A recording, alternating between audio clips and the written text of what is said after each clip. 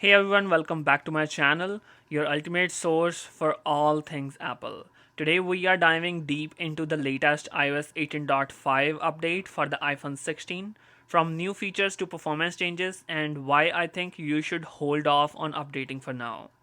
There's a lot to cover, let's jump right in. Alright, let's start with the basics. Let me jump to the iPhone settings, and in the general, I'm going to show you some about. After updating my storage, usage increased by about 2 GB. So this could vary depending on your apps and files, but it's significant chunk. So keep that in mind if you are running low on space. Alrighty. So let's talk about the build number. On the iPhone and about and the iOS version, you will see iOS 18.5, and the build number has been changed to 22F76. This update came in at around 2 GB of my iPhone 16, so make sure you have enough space, free space, before you hit that update button. One noticeable thing is the storage change. As the performance, my iPhone 16 feels smooth overall, apps open quickly, and multitasking seems responsive. However, I'll need more time to test whether it stays consistent or if any lag creeps in over the next few days. For those who are curious about network connectivity, um, the new modem firmware has been updated to, as you see here, 1.6 or .02. This update might improve call quality, mobile data speeds, or overall network stability. If you have noticed better reception or faster internet, let me know in the comments. Now let's talk about fun stuff. New feature, first of all, Apple have added a brand new Pride wallpaper. It's bold, colorful, and customizable, and it have a new animation for both your lock and home screen. I think it's fantastic addition to anyone who loves fresh design. I'll show you that wallpaper. Click on plus and you will see in the Pride section, the Unity, you will see under that Pride here.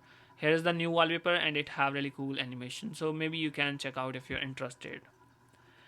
Here's a big one. Apple has rolled out an emergency SOS via satellite for iPhone 16. This is the hardware features. It's a game changer, especially if you find yourself in remote areas with no cellular or Wi-Fi coverage. Setting it up is super easy, and reassuring it know that help is just a satellite message away. Anyhow, so there's a new minor tweaks here and there. Animations feel slightly smoother, and there are some under the hood improvements that enhance overall usability, but nothing too drastic. This is a refinement focused update. Apple is now focusing on iOS 19, so maybe that's why we're not getting more update features here. Now let's talk about the so great parts. I have noticed some bugs, like the standby screen. When I plug my phone on the charger, it's stuck on the standby screen, and I was unable to get out of that. Then I need to restart my iPhone. These are not deal breakers, but they are not worth mentioning, or they are worth mentioning. For this reason, I recommend waiting for before updating, at least until Apple roll out a patch. So that's everything for iOS 18.5 for the iPhone 16. I have ran a Geekbench test. Let me show you the CPU and GPU scores. iPhone 16, 8 gigs of RAM on iOS 18.5. CPU benchmark scores, I'll show you the history as I have done yesterday, May 12. And you can see single core and multi-core scores. If I compare with the other 16s, you can see the performance is much similar. Let's talk about GPU benchmark scores. GPU history is this. It's been same, it's been consistent, and the metal core score is 28,000 something. Talking about the other with the 16 comparison, here you guys can see here. So that was everything, and don't forget my full review in coming soon, so stay tuned for that. If you found this video helpful, smash the like button, subscribe to my channel, and hit the bell icons to stay updated with all my latest updates.